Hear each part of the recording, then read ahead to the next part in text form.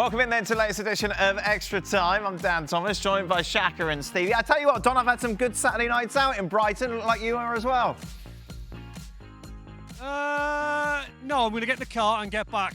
Got a big Italian game tomorrow night, Dan. Oh. No, you love your Italian football. Well, I don't know why you need to bring that up, Don. Of course, Don was here for our FA Cup tie. Stevie, do you want to talk about Spurs' 2-week unbeaten run?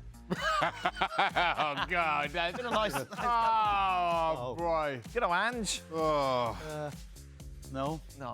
I think I've got Chelsea on Thursday. There we are.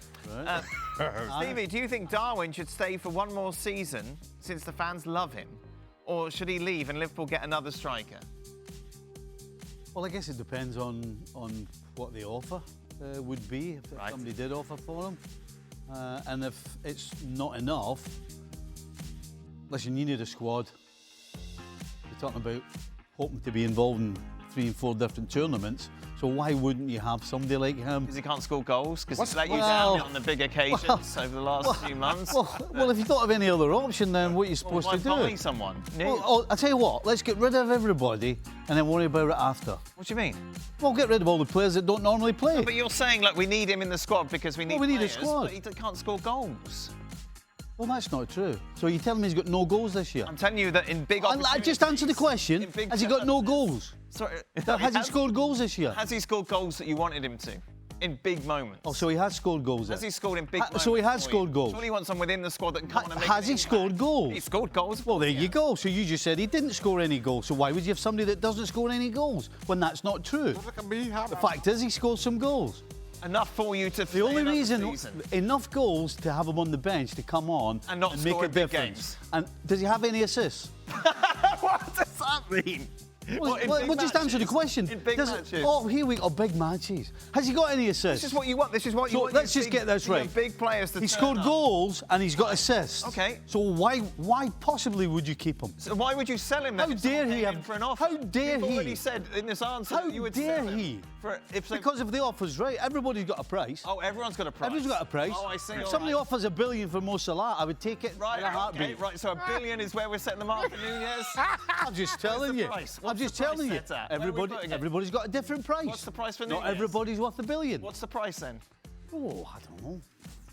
40 maybe? 40 million. You're taking 40 million loss. Yeah. Yeah. Yeah. Tell me a team. But what Hold about on the a fact he second. scored goals and got assists? Can this you name me a season? team Does that that's not never count? ever taken a hit before on What? signing?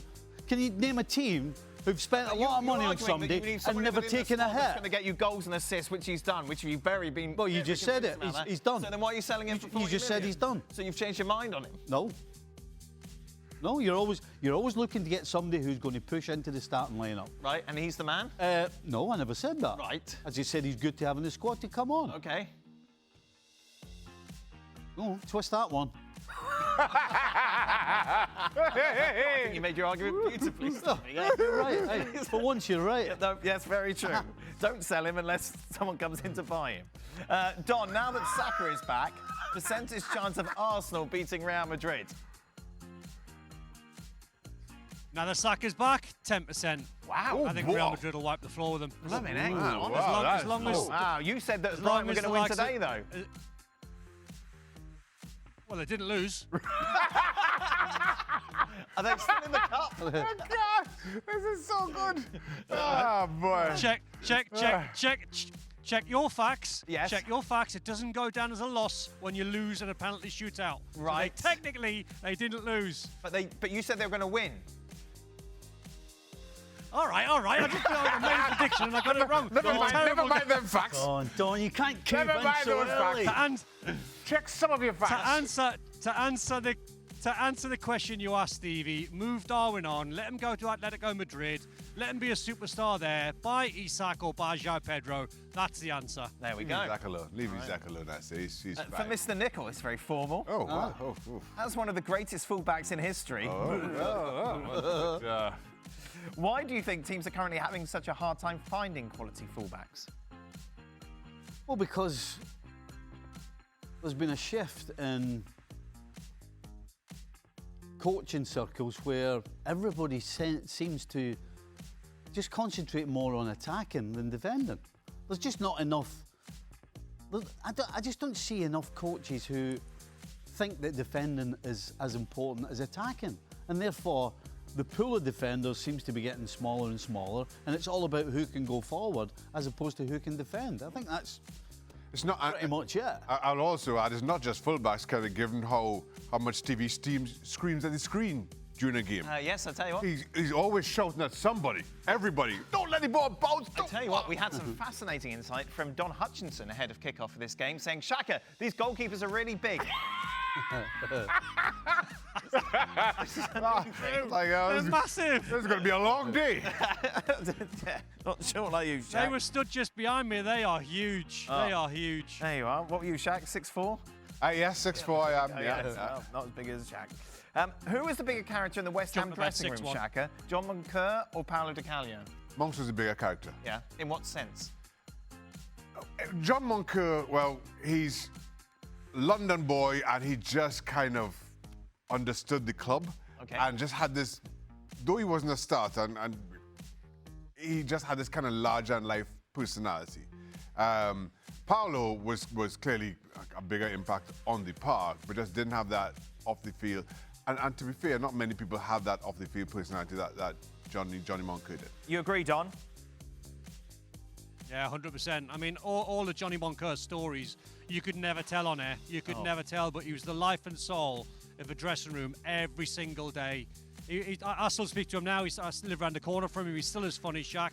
He's still got like his personality's still amazing. He's still like, you know, you chat to him and you walk away smiling. After about 10, 15 minutes, the old stories came out. And when you see him and you work with him every single day, I mean, hilarious lad in the dressing room.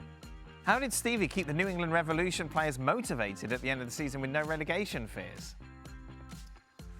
It's pretty simple. You know, getting in the playoffs was always the first part of the job. Right. So everybody understood that, you know, and Then what happens when you're in the playoffs and you've still got games left?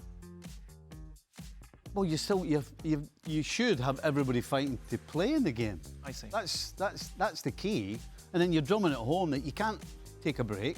You've got to keep sharp so that when the game comes along, it matters more than anything, then you're ready for it. So, Did you do anything in particular to do that? well, you're just always talking to people, talking to the right ones, getting the core group of your team to make sure that they're looking after all the young I wish guys. there was a Netflix documentary about you on as a coach. It'd be the best. Be kind of like the Johnny Moncur Netflix documentary. It would be so awesome. Yeah. That was very sensible, if you don't mind. Final question, Don. Given the reception you receive from Millwall fans, what's it like for you as a former Sunderland player when you step into St James's Park during a match? As in when I go there now broadcasting, or when I play? Yeah, when you go broadcasting, yeah. No, I'm not. I think a lot of water's gone under the bridge, Dan. I think they're okay with me. I think Newcastle have gone on to bigger and better things. And, you know, the game I think you're referring to is we went there and won 2-1 and I scored a goal and I went to take a corner, actually, and someone threw a coin and it hit me on the side of the head and I sort of just laughed it off. And then I scored 5 minutes later and I'd done the unthinkable being a Newcastle fan. I kissed the Sunderland badge in front of the Gallagher end just to wind them up, because that's all you can do as a player. Otherwise, you'll get, you know, red carded and stuff. So it's just a bit of fun.